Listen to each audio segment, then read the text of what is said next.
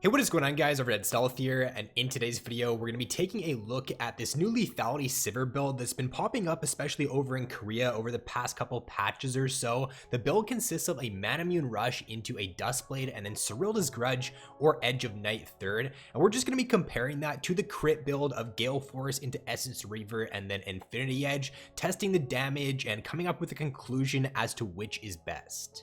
So there's going to be two different combos we'll use when testing the damage from the different builds. The first one is just going to be 5 auto attacks to test the consistent damage, and the second combo is going to be a Q and 3 auto attacks to test the ability damage.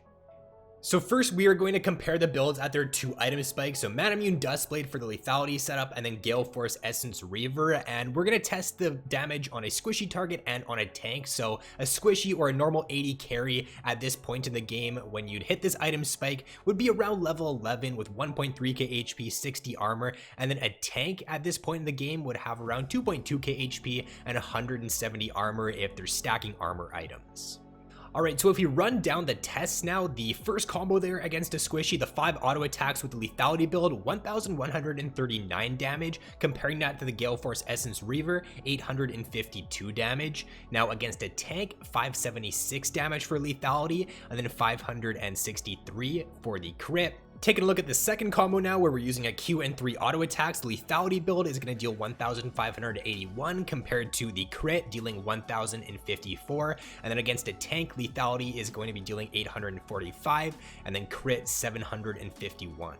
So breaking down the damage comparison of the 2 different builds here, you do have to keep in mind that we didn't factor in the Gale Force active damage when taking a look at the crit build. The reason I didn't do that though is because it's just not very consistent. You can use it once every 90 seconds, right? So I more so wanted to take a look at just the consistent damage you're going to be getting from these 2 different builds, and consistent damage wise, lethality does win out here. So the auto attack damage is pretty similar there, like 5 auto attacks the first combo. They're pretty close, especially against a tank. It's only a 13 damage difference, but what makes the lethality setup so strong is the amount of extra damage your Q is going to deal. Notice there, it's like a 500 damage difference between the lethality setup and the Gale Force and Essence Reaver setup, which is just really insane. The big takeaways from this test though is that 5 auto attacks, the damage is actually pretty similar there. So the consistent auto attack damage, it is pretty similar between lethality and crit. Lethality does win out, but especially against a tank there, you can see lethality only wins out by like 13 damage. And if you were to factor in some more Essence Reaver procs and the Gale Force active damage, you definitely have more damage against a tank with the crit setup. But as you can see, against a squishy, especially when you throw in that Q, it deals about 500 more damage. So against squishy champions, the damage from lethality build is going to be way higher. So we'll do another test here at the 3 item spikes for these different builds. We're going to be testing the damage on a squishy who'd be about level 14 at this point, 1.6k HP, 70 armor, and then a tank with 2.8k HP and 250 armor. So for the lethality set, we're going to throw in that Cyrilda's Grudge there, and the damage against a squishy with 5 auto attacks is going to deal 1,543 damage compared to crit dealing 1,443. Against a tank, 5 auto attacks is going to deal 712 with lethality and then 828 with crit. Taking a look at the second combo now, where we use a Q and 3 auto attacks against a squishy for the lethality, 2,147 damage compared to crit 1,866, and then lastly against a tank here, 1,022 for lethality and then 794 for crit.